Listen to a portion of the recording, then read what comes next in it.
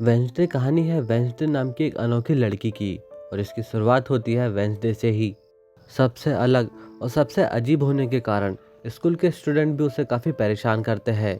और एक दिन वही लोग उसके भाई को पीट कर उसके ही लॉकर में बंद कर देते हैं।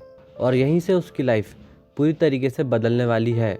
आगे हमें पता चलता है कि उसे विजन आते हैं, जिसके सहारे वह जान पाती है कि किसने उसके भाई के साथ यह खुरापात की है। तो बदला लेने के लिए जब वे स्टूडेंट पूल पर नहा रहे होते हैं, वहां पर पिराना मछली को आज़ाद कर दिया, जिससे कि उन्हें काफ़ी चोट भी आई। तो इसका रिजल्ट यूँ हुआ कि उनके माता पिता मोर्तेगा और गोमिस एडम ने उसे नेवरमोर एकेडमी भेज दिया, जहां पर आउटकास्ट और अजीबोगरीब पावर्स वाले बच्चे पढ़ा करते हैं। उस एकेडमी की प्रिंसिपल लारिजा, जिसने कि नेवरमोर में ही वेंसडे की मां के साथ पढ़ाई की थी। यहाँ पर उसकी रूममेट होती है एनेट, जो कि वेंसडे के कैरेक्टर के ठीक उल्टी होती है। आगे एनेट उसे एकेडमी का पूरा टूर कराती है और वहाँ के सभी आउटकास्ट के बारे में उसे बताती है। एनेट, जो कि खुद एक वेयरवुल्फ होती है, लेकिन वह अभी तक पूरी तरीके से ट्रांसफॉर्म नहीं हो पाई थी। वेंसडे के पेरेंट्स उसे छोड़कर वहाँ से चले जाते हैं और अब वेंसडे और एनेट के बीच भी थोड़ी बहुत नोकझोंक शुरू हो जाती है।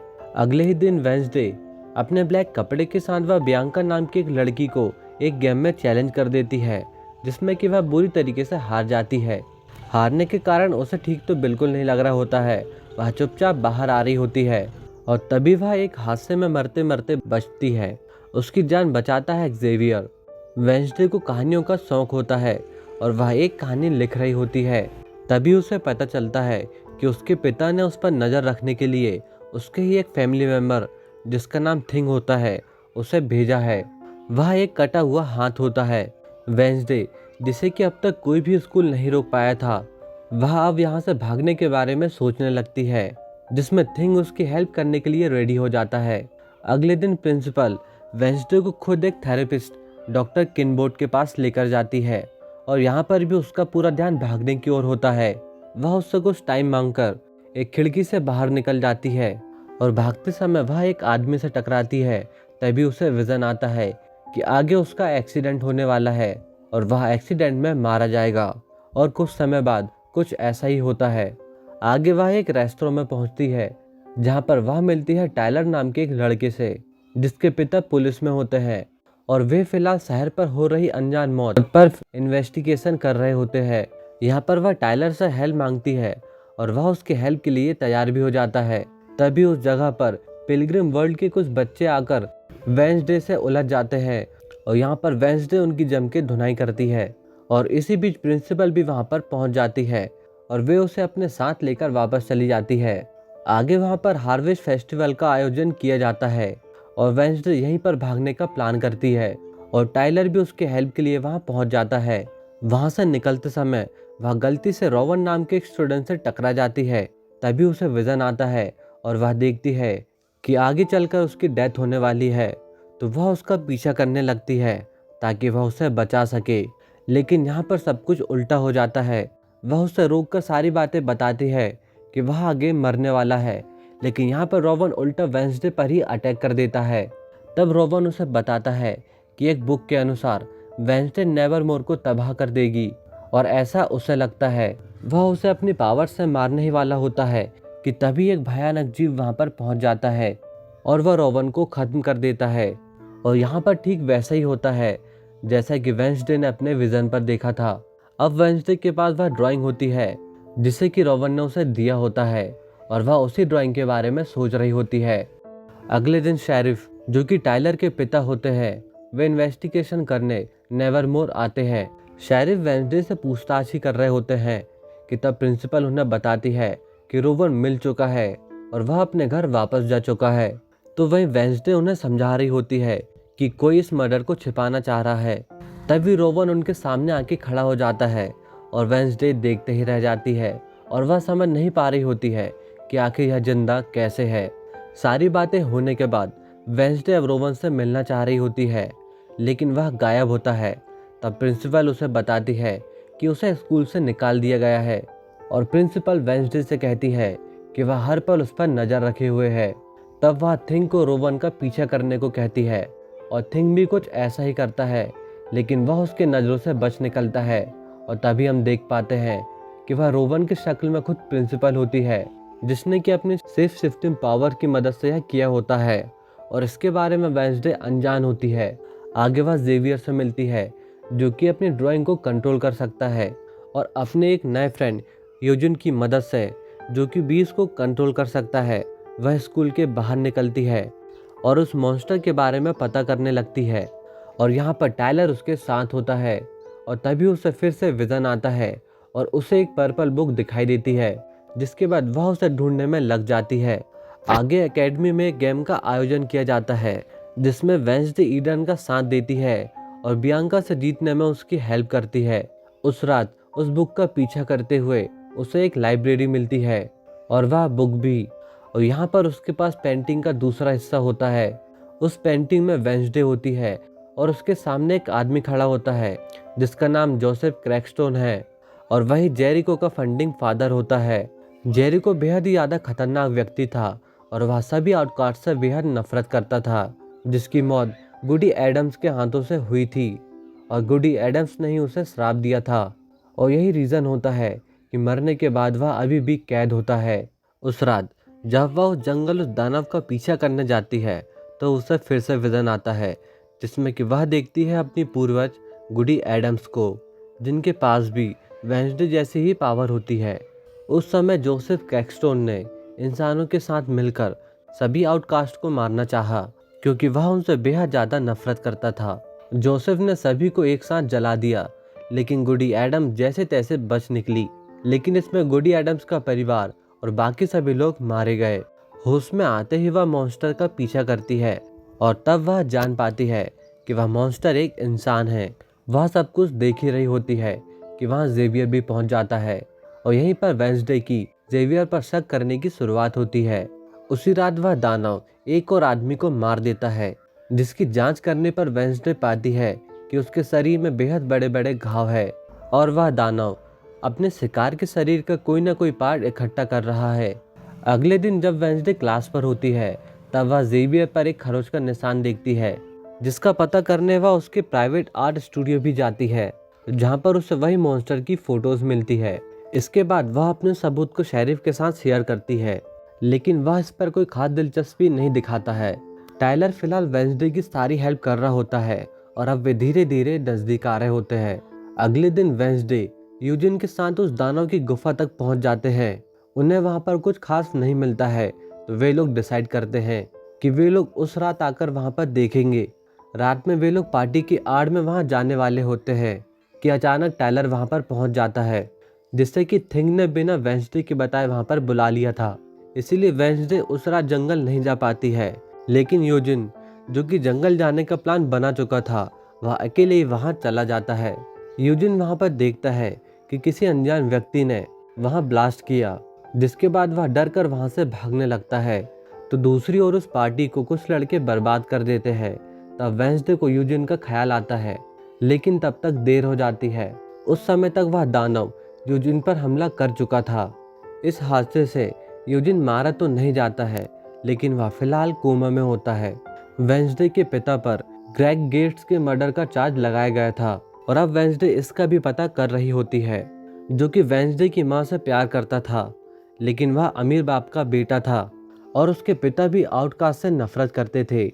उनका यह मानना था कि नेवरमोर की सारी जमीन उनकी है, जिसे कि उनसे छीन लिया गया है। तब उन्होंने अपने बेटे को पॉइजन दिया और सभी आउटकास्ट और नेवरमोर को खत्म करने को कहा। ग्रेट सारे स्कूल को ही खत्म करने वाला था, लेकिन इसके पहले ही उसकी लड़ाई गोमेज से हो जाती है और वह मारा जाता है। आगे वेंसडे को एक और विजन आता है, जिसमें कि गुडी एडम्स उसे एक जगह जाने को कहती है, जो कि गेट फैमिली का एक पुराना बंगला होता है। तो वेंसडे ऐसा ही करती है और जब वेंसडे वहां पर पहुंचती है तो वहां मेयर भी मौजूद होता है। मेयर को यहाँ पर सारी कहानी पता चल गई होती है और उसे पता होता है कि कातिल कौन है और वह यह सारी बातें शेरिफ को बताने जा रहा होता है, लेकिन इसके पहले ही उसका एक्सीडेंट हो जाता है। एक के बाद एक सारी घटनाओं के कारण प्रिंसिपल स्कूल पर लॉकडाउन कर देती है और किसी को भी बाहर जाने से सख्त मना किया जाता है। लेकिन फिर भी वेंसडे, एनिड और टेलर के साथ उस बंगले पर पहुंचती है और वे लोग वहां की छानबीन करते हैं, जहां पर उन्हें जोसेफ की कुछ फोटोज मिलती है और उन्हें पता चलता है कि लॉरेल गेट अभी भी जिंदा है। और साथ ही उन्हें वह कमरा भी मिलता है जहां उस दानव ने जमा किए बॉडी पार्ट्स होते हैं। वे लोग अपनी छानबीन कर ही रहे होते हैं कि वहां पर अचानक से वह दानव वापस आ जाता है और उन्हें वहां से भागना पड़ता है और टायलर उस दानव के हाथों घायल भी हो जाता है। वापस स्कूल पहुंचते ही उसे प्रिंसिपल फिर से मिलती है और यहाँ पर वेंसडे रोवन के उस श्राप के बारे में प्रिंसिपल को बताती है। अगले दिन वेंसडे के अंकल उससे मिलने आते हैं जिनका नाम फ्रेस्टर होता है। वह अंकल फ्रेस्टर से उस दानव के बारे में पूछती है और वे उसे बताते हैं कि वह दानव हाइड है। वह एक माइथिकल क्रिएचर है जो कि पूरे रेस ट्रॉमा और मैनिपुलेशन से एक्टिव होता है और यह तब तक छिपा होता है जब तक कि कोई उसे जगा न दे, और जो भी व्यक्ति जिस भी तरह से उसे जगाता है वह उससे जुड़ जाता है और वह उसे ही अपना मास्टर समझने लगता है। यह प्रजाति बेहद ज़्यादा खतरनाक थी और ये पहले नेवरमोर में ही पढ़ा करते थे, लेकिन बढ़ती हत्याओं और उनके बिहेवियर के कारण इन सभी को नेवरमोर से निकाल दिया गया। वेंसडे का शक जेवियर पर बढ़ता जा रहा था, तो वह अपने अंकल के साथ मिलकर उसका पीछा करती है और वह पाती है जेवियर किम्बोर्ड से मिलने जाता है और उसका शक यकीन पर बदल जाता है कि डॉक्टर किम्बोर्ड ने ही उसे मैनिपुलेट किया और उससे ही यह सारी हत्या करवाई। लेकिन जब वह वापस आती है तभी वहां पर एक हादसा होता है। किसी ने थिंग पर हमला कर उसे अधमरा कर दिया था, जिससे कि वह बेहद मुश्किल से बचा पाती है। और जिसने भी उस पर हमला किया था उसने वह पर्पल बुक भी चुरा ली थी। और अब वेंसडे को लग रहा होता है कि लॉरेल वापस आ चुकी है। दरअसल वेंसडे डॉक्टर किम्बोर्ड को ही लॉरेल मान रही होती है और वह इसके बारे में उससे बात भी करती है।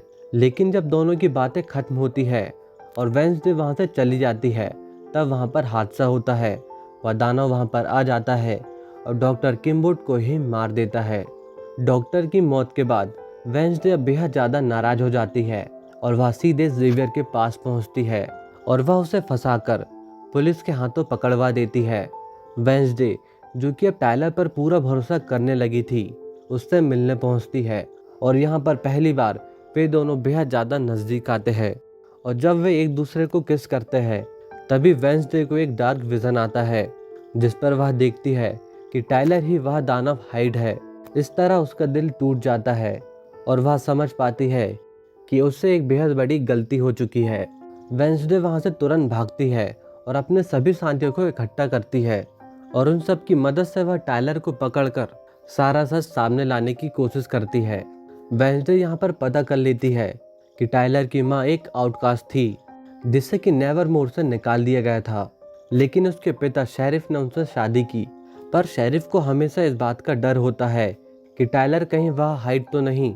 तभी वेंसडे टायलर को तड़पाना शुरू करती है जिससे कि वह हाइड बन जाए। लेकिन यह सब कुछ देखकर बाकी लोग डर जाते हैं और वहां से भाग जाते हैं और भागकर पहुंचते हैं प्रिंसिपल के पास और उन्हें सारी बातें बता देते हैं। और तभी प्रिंसिपल पुलिस को कॉल करती है और वेंसडे को पकड़वा देती है। इस तरह टायलर आज़ाद हो जाता है। आगे को टायलर वेंसडे के पास आता है और वह एक्सेप्ट करता है कि वही हाइड है और सब कुछ उसी ने किया है। वेंसडे की लगातार गलती के कारण अब उसे नेवरमोर से निकाला जा रहा होता है। जाने से पहले वह बियांका से मिलती है और वह उसे सतर्क करती है कि यहाँ पर कुछ बेहद बुरा होने वाला है। एकेडमी से जाने से पहले वह यूजिन से मिलती है जो कि अब ठीक हो गया होता है। तब वह वेंसडे को कुछ बताता है कि उस रात जबकि वह उस दानव को देखने गया था और जिसने भी हाइड पर हमला किया था उसने रेड शू पहने थे, जिससे कि वह समझ जाती है कि इन सारी घटनाओं के पीछे कोई और नहीं बल्कि उनकी एकेडमी की एक टीचर थॉर्नफिल है जो कि स्टार्टिंग से ही वेंसडे पर नज़र रखी हुई थी। और आगे हमें पता चलता है कि थॉर्नफिल ही लॉरेल है। वेंसडे प्रिंसिपल के साथ मिलकर उसकी सच्चाई सामने ले आती है, लेकिन थॉर्नफिल उस समय प्रिंसिपल को ही खत्म कर देती है और वह वेंसडे को पकड़ लेती है और उसे लेकर क्रैकस्टोन की कब्र के पास पहुंचती है ताकि वह अपने रिचुअल को पूरा कर क्रैकस्टोन को जिंदा कर सके। और यही रीज़न होता है कि उसने टायलर को मैनिपुलेट किया और वे सभी बॉडी पार्ट इकट्ठा किए जिससे कि वह अपने रिचुअल पर यूज़ कर सके। इन सभी चीज़ों के साथ उसे गुडी एडम्स के खून की भी ज़रूरत थी, इसीलिए उसने वेंसडे का यूज़ किया। क्रैकस्टोन को ब्लड मून की रात को ही बुलाया जा सकता है और आज वही रात होती है। वेंसडे का खून क्रैकस्टोन को आज़ाद कर देता है और आज़ाद होने के बाद क्रैकस्टोन वेंसडे को गुडी एडम समझकर उसे चाकू से मारकर वहां से नेवरमोर की ओर निकल पड़ता है। वेंसडे जो कि मर रही होती है, गुडी एडम्स उसे बचाती है। ठीक होते ही वह क्रैकस्टोन से लड़ने के लिए पहुंच जाती है। रास्ते में टाइलर जो कि हाइड बनकर उस पर हमला कर देता है।